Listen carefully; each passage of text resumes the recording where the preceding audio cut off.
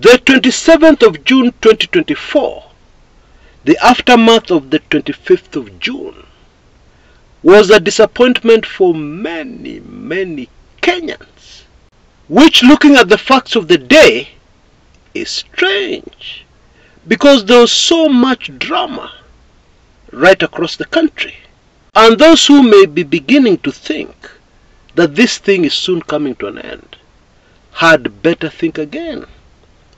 Mostly because the government continues to provoke, to incite, to inspire the protesters. Bado watu wanapigwa risasi. Bado raia wanapigwa risasi. In Migori, in Homa Bay, and in a few other places that I'm yet to confirm, at least I was yet to confirm, as I came in to make this recording. I mean, this doesn't make sense. Just think about it for a moment. If you read today in international news that there is a country where the police use live ammunition on protesters, what is the first thought that would come to your mind? I will tell you what I thought when the same thing happened in Sudan. I believe 3 or 4 years ago, I said that government does not deserve to be in power. That is what I thought to myself. The protest today started very early in Migori, and then Homa Bay exploded, and then Mombasa. Things were very hot in Nakuru, and then surprise, surprise, one of the places where the military was sent, you will not believe, it is the last place where you'd expect the KDF, tanks and all, to be sent. In Eldoret, the hometown of President William Samoei Ruto.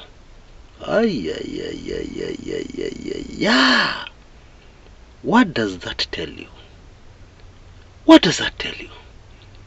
It tells me that these anti-Ruto protests are countrywide, and they don't want to know about tribe.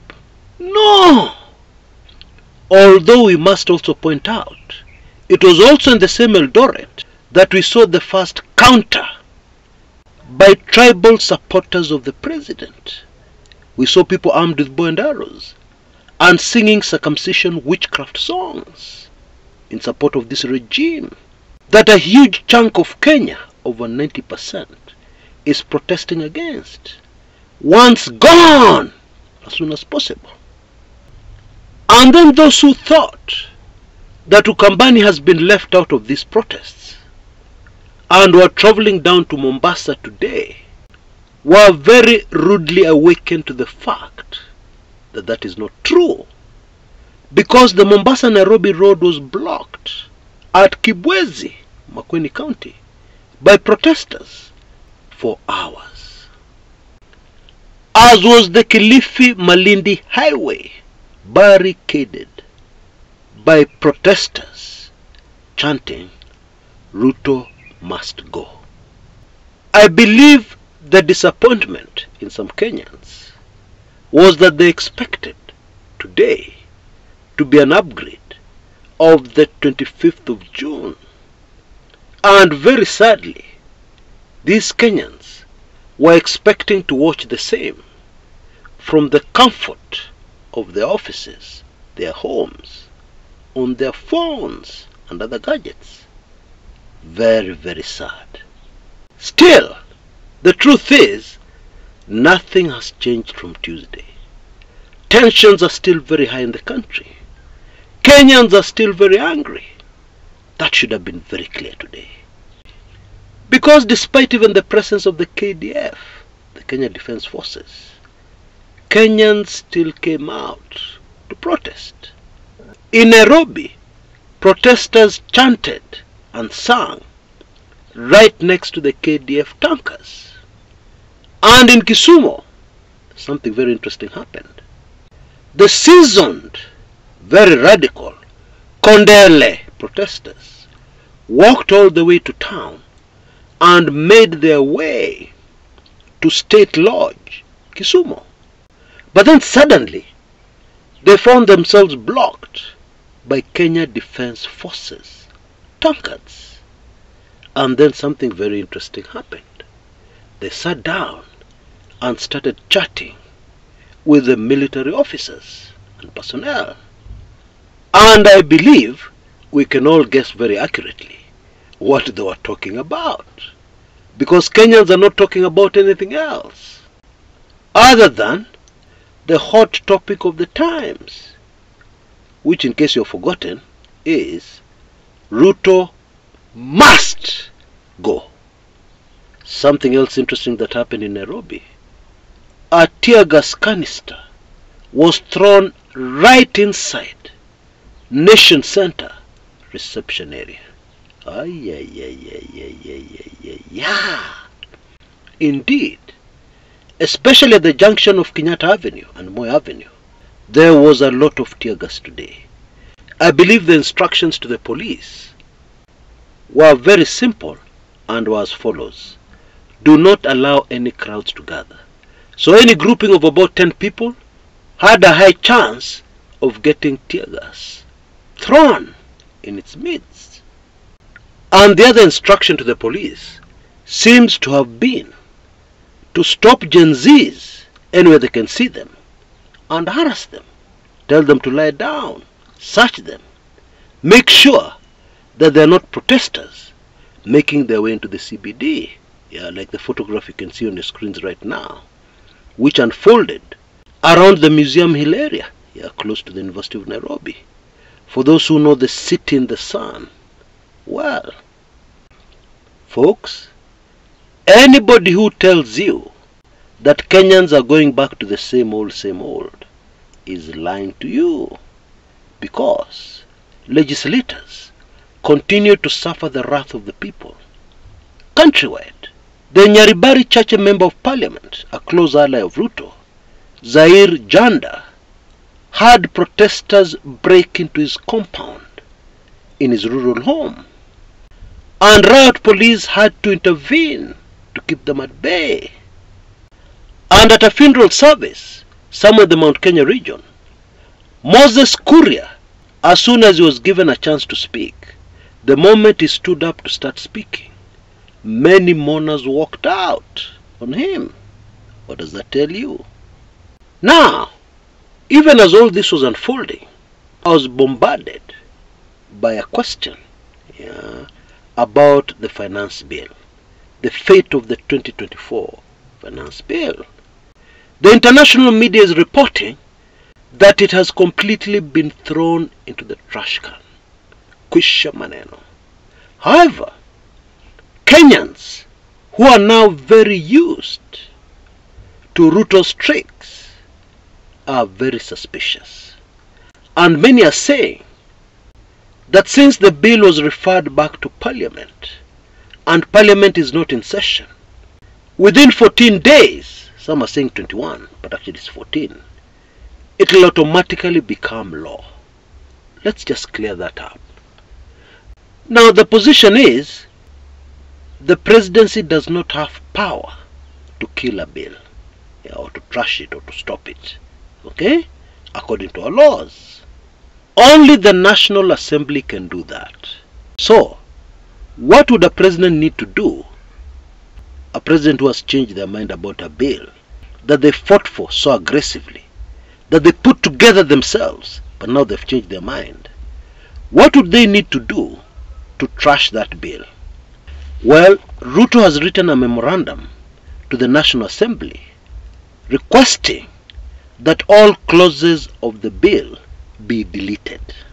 The next step is that Parliament would receive this memorandum and act on it accordingly and declare all clauses deleted. Finance Bill 2024 Kwisha maneno. And by the way, it cannot be presented again until 6 months elapse. And that would be the end of it. However, Parliament is currently on recess. And the earliest that they can discuss this controversial, doomed Finance Bill 2024 is July 22nd. That's almost a month away. But the Speaker of the National Assembly, Moses Wetangula, has come out and said that he has received the memorandum, but members of parliament will not be recalled for an emergency sitting. Instead, all of them will be informed, as the rules of the House require when MPs are on recess. All of them will be informed about this memorandum from the President. And of course it is possible that Parliament can decide, no, we're not going to delete any clauses. The bill stands as it is. However, before Parliament speaks to this issue, the Finance Bill 2024 cannot automatically become law. No, there is no way that can happen. And so I hope that clears the air over the fate of Finance Bill 2024. But you know, there's something else that has become very clear after this Finance Bill manenos.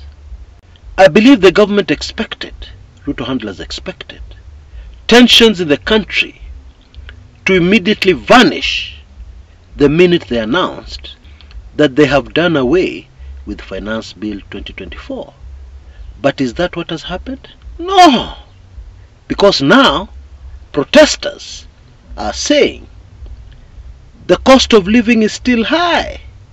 And in any case, what they're saying is Ruto must go. Okay? Yes, the Finance Bill manenos may no longer be on the table, but still, Ruto must go. That is really what Kenyans are saying. And what does Kumekucha Chris think? Well, in my opinion, this whole thing, this whole drama, these protests against Ruto, William Ruto can never come back from. Because remember, this is politics. And politics is about the person governing, or those governing, and those being governed. And when those being governed in the majority are saying, no, we don't want you to govern us, then coming back from that is virtually impossible. Very, very difficult. You know, this has happened before in our history. Yeah, during the fight for the second liberation of Kenya, we reached a point in our nation when everybody was saying, Moi must go. And what did Moi do in response? He shocked and surprised everybody by allowing the country to move back into multi-party politics. And then he went on to rig himself back into power twice, in 1992 and 1997. Granted, those are solid facts. However, this time round, I can assure you that will not happen. For the very simple reason that despite Moi's corruption, despite Moi's evil, he was always careful to ensure that Kenyans had food to eat.